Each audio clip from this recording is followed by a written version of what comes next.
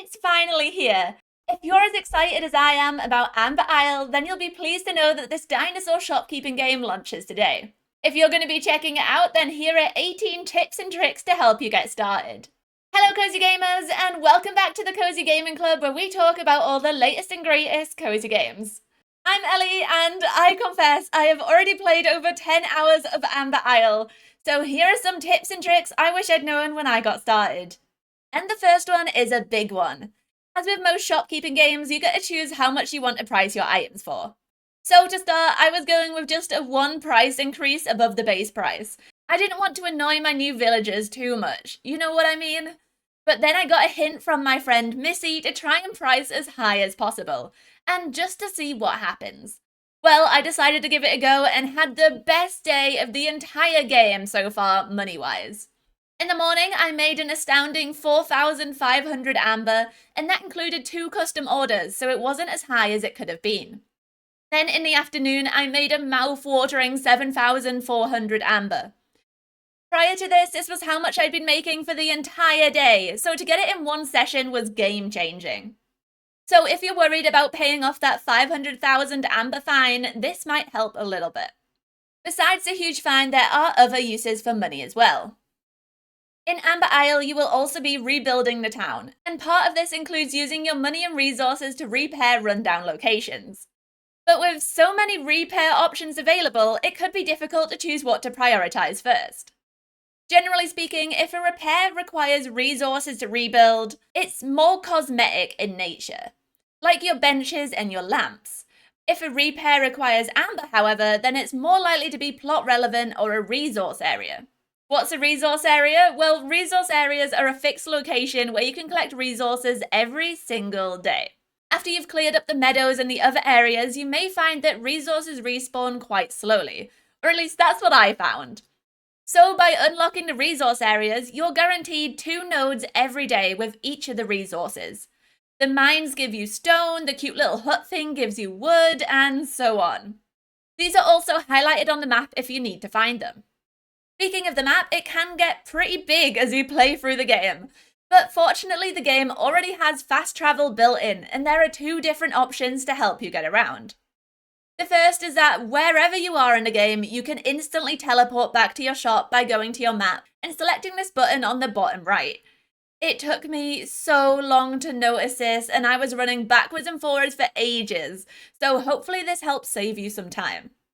The second are these red pins. They pop up around the map as you unlock new locations, and you can also teleport to them to save you even more time. I really love that there are so many options for fast travel in this game. It is something I have been missing a lot in some of the other games I have played recently. Another great thing about Amber Isle is the character creator. It's so in-depth and also offers a wide range of options for customizing your dinosaur to make them look exactly how you want them to. The best part is that if you get into the game and decide you want your dinosaur to look a little different, you can change it at any time in your bedroom. Just approach the mirror beside your bed and use that to access the character creation screen again and change your appearance. I have a few more store-related tips, so let's stick around here for a while.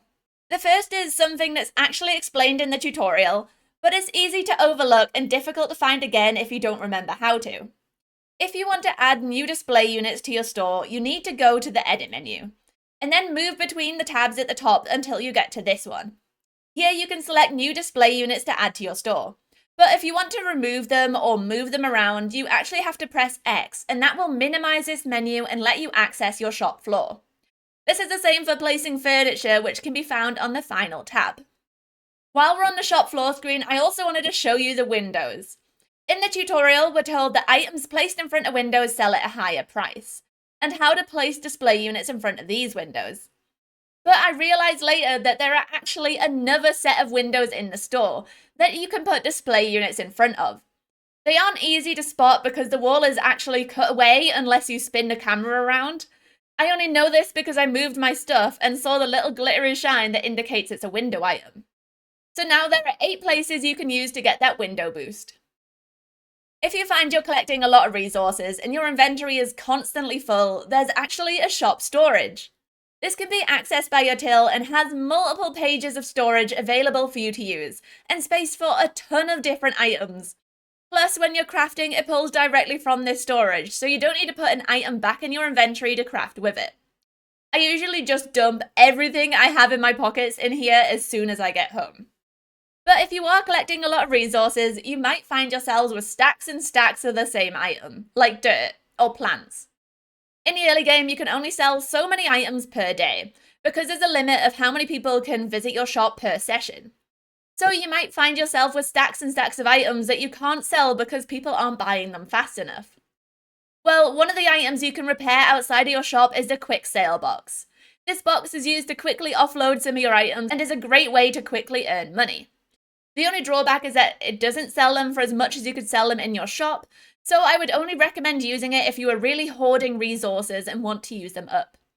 For example, I always have an abundance of dirt.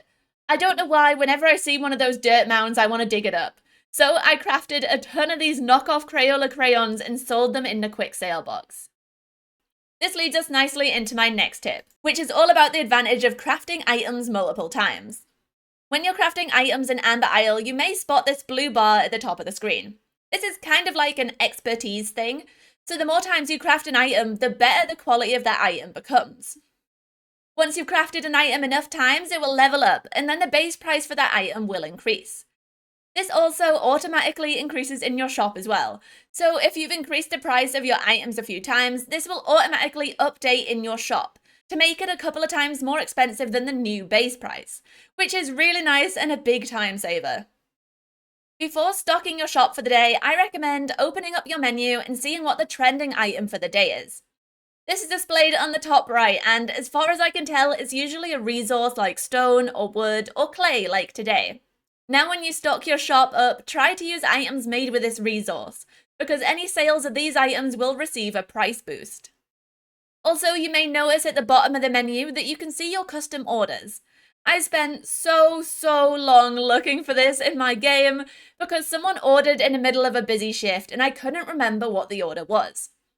In addition to telling you what has been ordered, it also tells you how many days you've got left to create the item. So it really helps you to plan out your days and your shop stock.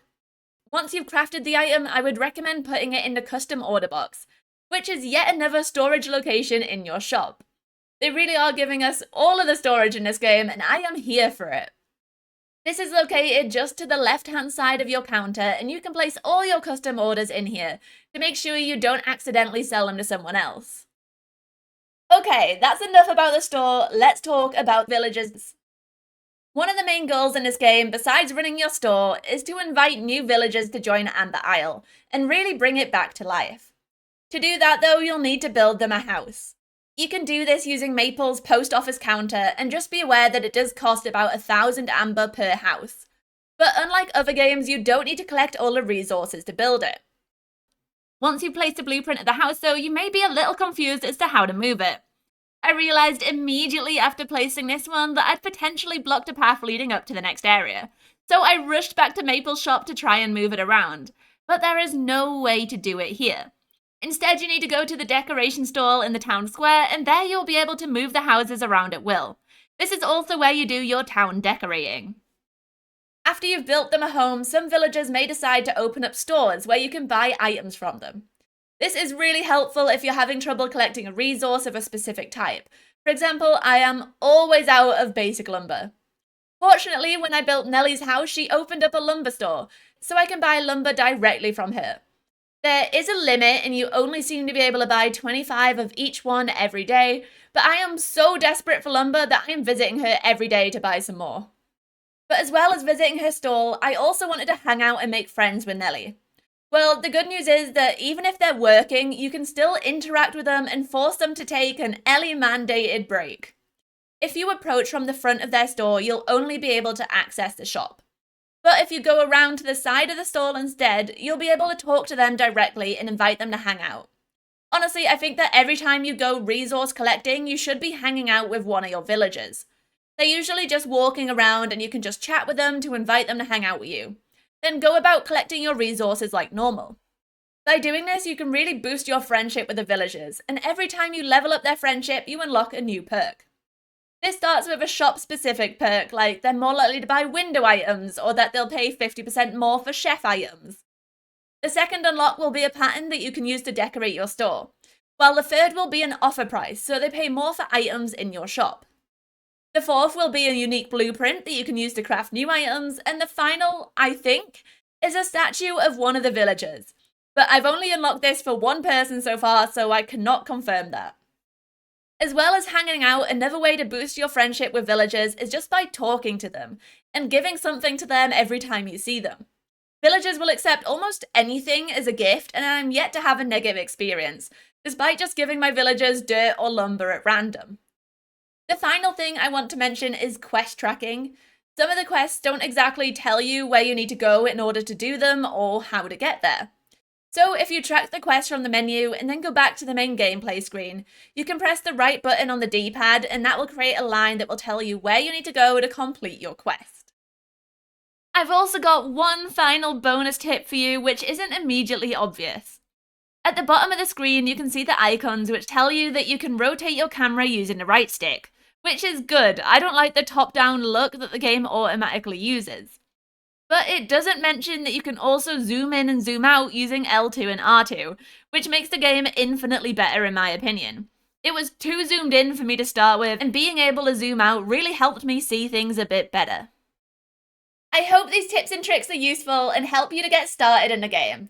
And if you have some tips and tricks of your own, why not drop them down in the comments so we can all help each other out. As always, thank you so much for watching this video, and don't forget to like it and subscribe to my channel for more cozy gaming content. I hope to see you next time. Bye!